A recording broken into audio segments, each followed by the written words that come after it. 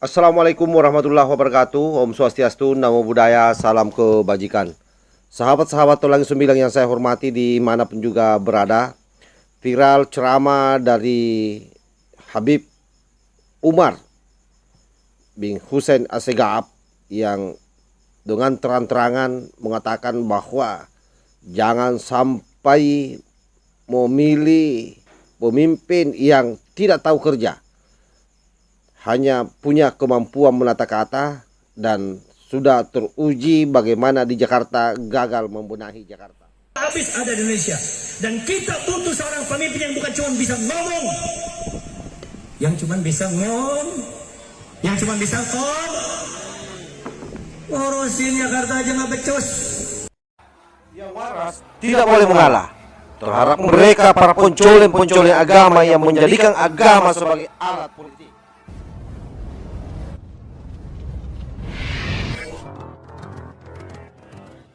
Habis ada di Indonesia, dan kita butuh seorang pemimpin yang bukan cuma bisa ngomong, yang cuma bisa yang cuma bisa Apa yang disampaikan oleh Habib Umar, saya kira ini adalah sinyal yang baik bagi masyarakat Muslim khususnya yang masih yang menginginkan Balang sampai Jakarta kalau bikin segala macam-macam aneh-aneh, miliar-miliar, betul tidak? Terus memimpin Indonesia yang lebih besar, bagaimana kita bisa percaya pada Allah? Maka kita harus punya pemimpin berikutnya yang kinerjanya, salah pola pikirnya, dan dibimbing oleh orang yang pernah memimpin. Nanti pimpinan kita kalau dia cocok sama satu orang, berarti dia akan ikut ngebimbing. Dia akan mengajari bagaimana supaya tetap bertahan ekonominya, kemakmurannya, ya, antisipasi kepada gerombolan-gerombolan yang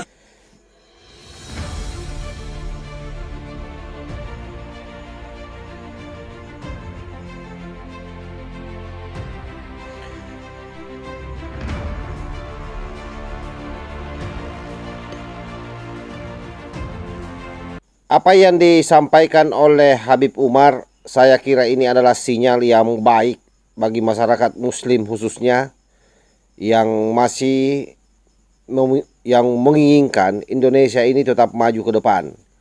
Kenapa? Karena kita tahu sendiri bahwa Pilpres 2024 adalah pertaruhan bagi bangsa Indonesia, apakah negara ini bisa maju di tahun 2045 atau tidak. Nah, sementara di sisi lain ada banyak orang di luar sana, terutama para kadrung-kadrung yang memiliki pikiran pendek yang tidak mau tahu soal itu.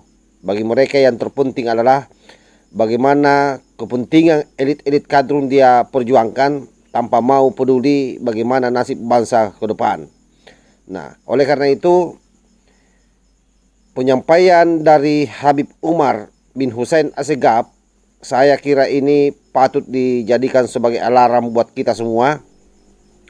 Bagaimana supaya dalam memenangkan Pilpres 2024 itu betul-betul kita memilih orang yang memiliki kompetensi, memiliki pengalaman, dan punya rekam jejak yang jelas sebagai seorang pemimpin misalnya, dan mau mendengar kepada pemimpin pendahulunya, supaya setiap saat bisa diarahkan dalam rangka bagaimana bangsa Indonesia ini tetap berkesinambungan pembangunannya, terutama menyambut Indonesia tahun 2045.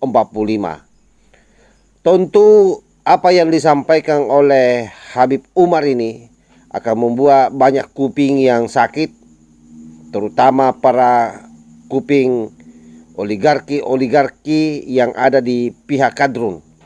Karena sampai hari ini juga menurut Pak Ari Hamzah bahwa di sebelah sana juga itu lagi memelihara oligarki, dan bahkan Anies disinyalir itu digerakkan oleh para oligarki tersebut. Jadi ambisi Anies hari ini akan kandas bila mana masyarakat Indonesia mendengar apa yang disampaikan oleh Habib Umar ini. Dan saya sendiri manut terhadap Habib Umar. Bagaimanapun beliau adalah salah satu sosok yang sangat disegani di NU, dan tentu fatwa-fatwa beliau jelas melawan yang namanya politik identitas. Karena itu beliau tidak pernah bersandar bahwa di dalam menentukan pemilihan itu harus berdasarkan dengan keyakinannya orang, tetapi apa rekam jejaknya. Bagi Habib Umar sendiri, Anies adalah orang yang gagal memimpin Jakarta. Dia hanya memiliki kemampuan menata kata. Oleh karena itulah kemudian, tentu hal ini bukanlah hal yang baik buat para kadrun dan para elit kadrun. Tetapi itulah realitas politik, bahwa memang kita harus bersuara dengan lantang bagaimana memenangkan rakyat Indonesia di tahun 2024. Memenangkan bangsa Indonesia di tahun 2045, itu artinya di tahun 2024 pilihan kita harus benar, pilihan kita harus benar-benar yang bisa memimpin Jakarta ini, yang bisa memimpin Indonesia ini dari Sabang sampai Merauke. Tidak boleh kita melahirkan pemimpin yang sekiranya punya jejak rekam memecah belah masyarakat, memecah belah umat. Dan tidak bisa dipungkiri bahwa Anies yang hari ini mendapatkan gelar nama Johannes adalah orang yang memiliki rekam jejak yang sangat buruk di situ. Karena peristiwa Pilkada DKI Jakarta tidak boleh kita sepelekan. Peristiwa itu adalah peristiwa yang menjadi sejarah yang sangat melukai bangsa Indonesia. Di tengah-tengah dasar negara kita sebagai Pancasila, bisa-bisanya orang memainkan politik identitas berbau-bau agama yang pada akhirnya memaksa orang semua untuk mendukung Anies Baswedan. Siapapun yang tidak mendukung Anies Baswedan saat itu, maka dia akan dikucilkan di tengah-tengah masyarakat. Dan salah satu bukti realnya adalah adanya jenazah yang ditolak disembahyangkan di masjid hanya karena mendukung Ahok. Dan itu beritanya viral kala itu. Tidak boleh lagi hal serupa terjadi di bangsa kita. Kalaupun misalnya hari ini calon pemimpin dari Nasdem ini atau calon presiden dari Nasdem ini ke sana kemari, anjan sana anjan sini, merangkul di luar daripada komunitas Islam, terutama Islam kadrung, maka sesungguhnya itu hanya kamuflase bagi mereka untuk meraup suara dari kelompok-kelompok minoritas. Oleh karena itu sekali lagi, apa yang disampaikan oleh Habib Umar ini kita manut, kita ikuti, dan mudah-mudahan ini berkah buat masyarakat Indonesia, karena sudah ada satu tokoh yang getol mengkampanyekan untuk tidak memilih orang-orang yang tidak memiliki prestasi. Wallahul muwaffiq ila aqwamit thariq. Wassalamualaikum warahmatullahi wabarakatuh. NKRI harga mati. Salam Nusantara. Tanahku yang ku cintai,